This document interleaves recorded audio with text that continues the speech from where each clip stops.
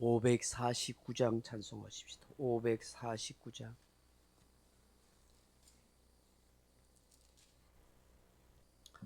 찬송가 549장입니다. 549장이야.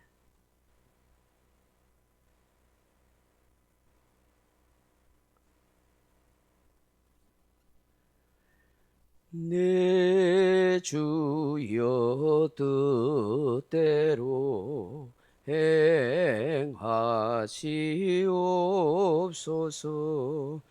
온 몸과 영혼을 다 주께 드리니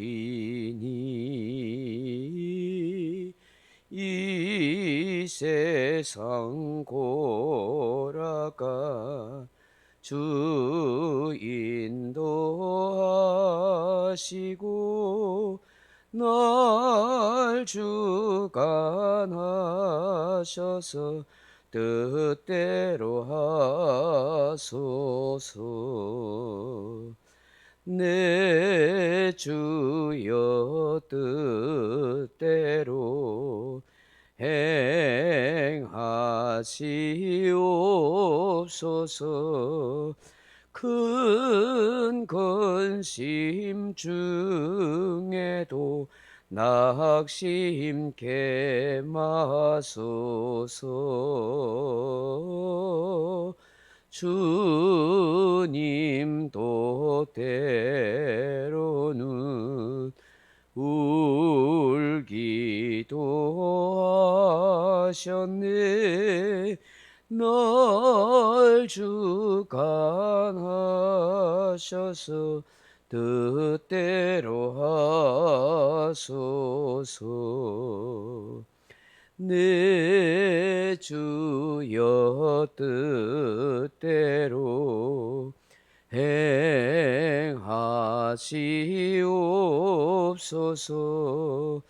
내 모든 일들을 다 주께 맡기고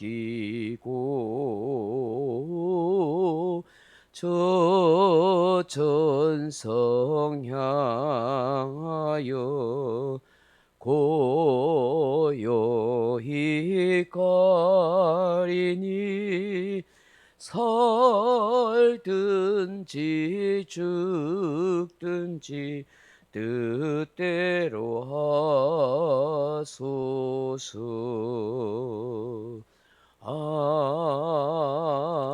아멘. 하나님 말씀 마가복음 8장 30절에서 33절 말씀까지 같이 읽겠습니다. 마가복음 8장 30절입니다. 이에 자기의 일을 아무에게도 말하지 말라 경고하시고 인자가 많은 고난을 받고 장로들과 대제사장들과 서기관들에게 버림받아 죽임을 당하고 사흘 만에 살아나야 할 것을 비로소 그들에게 가르치시되 드러내놓고 이 말씀을 하시니 베드로가 예수를 붙들고 항변하매 예수께서 돌이키사 제자들을 보시며 베드로를 꾸짖어 이르시되 사단아 내 뒤로 물러가라. 내가 하나님의 일을 생각지 아니하고 도리어 사람의 일을 생각하는도다 하시고. 아멘. 사랑하는 성도 여러분, 주는 그리스도시인이라고 대답한 베드로의 그 답을 들은 주님께서 흐뭇한 마음으로 그렇게 베드로를 칭찬하였습니다. 바요나 시몬아 네가 복이 있다고. 이걸 알게 한 분은 혈육이 아니고 하늘에 계신 내 아버지라고, 천국 열쇠까지 주겠다고 그렇게 칭찬하고 교회를 세우겠다고 그렇게 말씀하셨던 예수님입니다. 이 베드로의 고백을 들은 예수님께서 제자들도 다 이런 고백을 할 거라고 그렇게 믿고 이제 새로운 사실을 가르치려고 하십니다. 아마도 충분히 이제 이것을 알려도 되겠다고 그렇게 생각한 것 같습니다. 그것은 다름 아닌 예수님은 유대 나라의 정치적인 메시아로 온 것이 아니라 인간의 근본적인 문제, 신앙을 해결해 주러 오신 분이다 하는 것을 알리려 하셨습니다. 죄의 문제를 해결하게 오신 메시아시고 구속의 주님이 된다는 것을 그렇게 알리셔야 했던 것입니다. 이 일을 위해서 예수님이 어떤 일을 당하실 건가, 그 이후에 어떻게 될 것인가를 말씀하십니다. 다시 말하면 제자들에게 본격적인 메시아의 고난, 죽음, 그리고 부활에 대하여 언급하십니다. 인자이신 예수님이 고난을 받을 것이라고 기득권의 세력인 장로들과 대제사장과 서기관들에게 버림받아 그렇게 죽을 것이라고 말씀하십니다. 그렇지만 사흘 만에 다시 살아날 것이라고 비로소 그들에게 말씀하십니다. 그러자 나서기를 좋아하는 이 베드로가 느닷없이 예수님의 말씀 앞에서 가로막고 튀어나옵니다. 오늘 본문에 보면 예수님을 붙들고 항변하였다 그렇게 말씀합니다. 이게 항변하다 하는 말이 원어로 에피티마오 하는 말인데 비난하다, 책망하다, 따지다, 꾸짖다, 질책하다 하는 뜻입니다. 마치 어린 아이에게 하듯이 또 예수님을 향하여서 정신 나간 사람인 된 양 야단치고 꾸짖고 훈계조로 그렇게 말씀한 겁니다. 한마디로 말해서 예수님을 붙들고 예수님 정신 차리세요. 도대체 무슨 이런 말도 안 되는 소리 합니까? 왜 이런 정신 나간 소리 하세요? 그렇게 마구 항변하듯이 예수님에게 따진 겁니다. 왜 이렇게 했을까요? 지금까지 베드로와 제자들이 예수님을 3년 동안 쫓아왔잖아요. 처자식도 버리고 고기 잡는 직업도 다 던지고 예수님의 제자로 살아왔는데 이제 와서 예수님이 죽는다 하면 우리 인생은 어떻게 되느냐는 것이죠. 한마디로 우리는 낙동강을 오래할 신세가 된다는 것이죠. 그러니 내 인생을 책임지라고. 우리가 지금 어떻게 해야 되냐고. 말도 안 되는 소리 하지 말라고 막 그렇게 따진 것입니다. 물론 예수님의 이 말씀을 제대로 이해하지 못한 베드로나 제자들 입장에서 예수님이 갑자기 고난받고 죽는다고 하니까 당황스럽고 놀랄 일일 수 있습니다. 생각지도 않는 말씀을 하셨기 때문이죠. 이 제자들의 마음은 지금 잔뜩 부풀어 있어요. 주님이 수없는 기적과 능력을 행하고 엄청난 많은 무리들이 예수님을 따르고 있기 때문에 앞으로 출세하고 성공할 거라고 그렇게 생각했습니다. 예수님이 유대 나라를 세우면은 기득권 세력을 싹 몰아내고 개혁을 이루게 되면 자기들의 공치사를 인정해서 높은 자리에 앉을 거라고 그렇게 생각합니다. 그런데 예수님 죽으면 이들은 어떤 신세가 되겠습니까? 자기들도 죽을 줄 모르는 것이죠.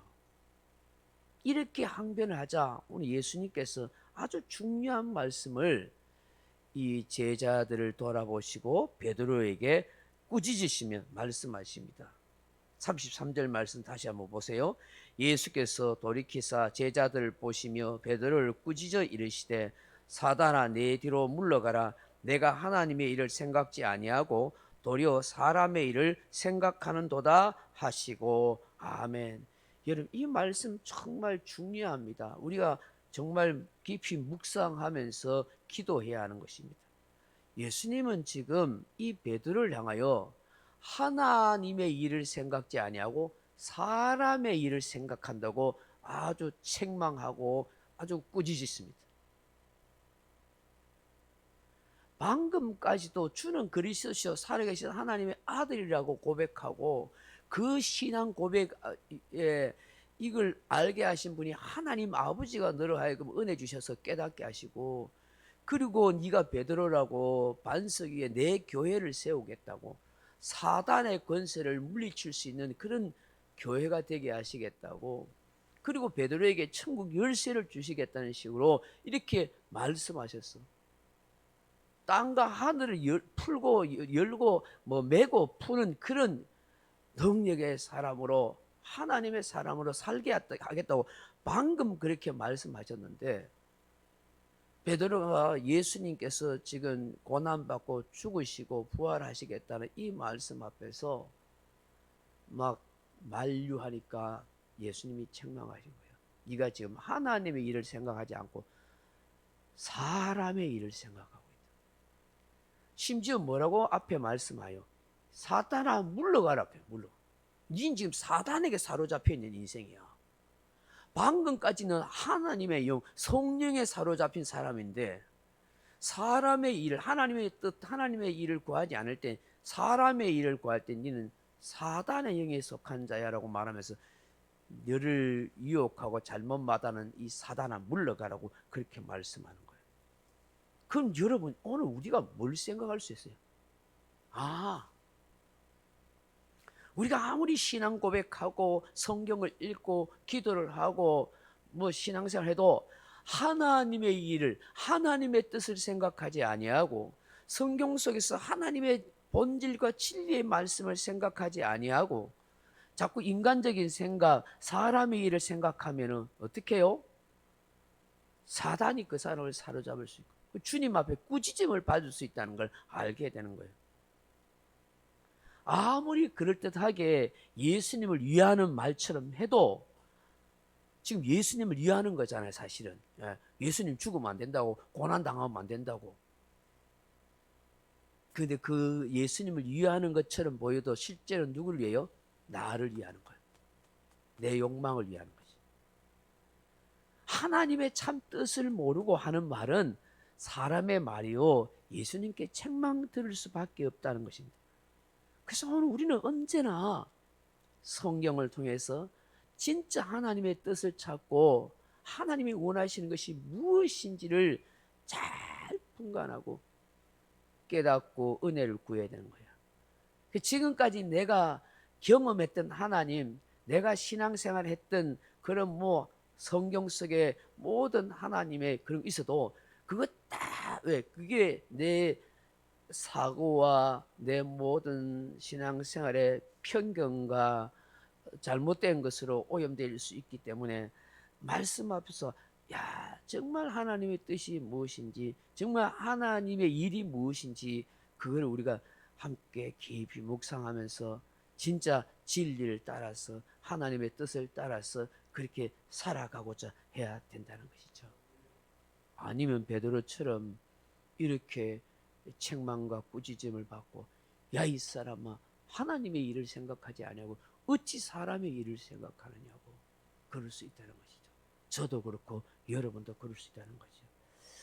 오늘 이 새벽에 주시는 이 주님의 말씀을 다시 한번 묵상하면서 아버지 하나님의 뜻을 이 말씀 속에서 성경 속에서 찾게 하시고 그리고 하나님의 일을 할 수 있도록 하나님 역사하여 주옵소서.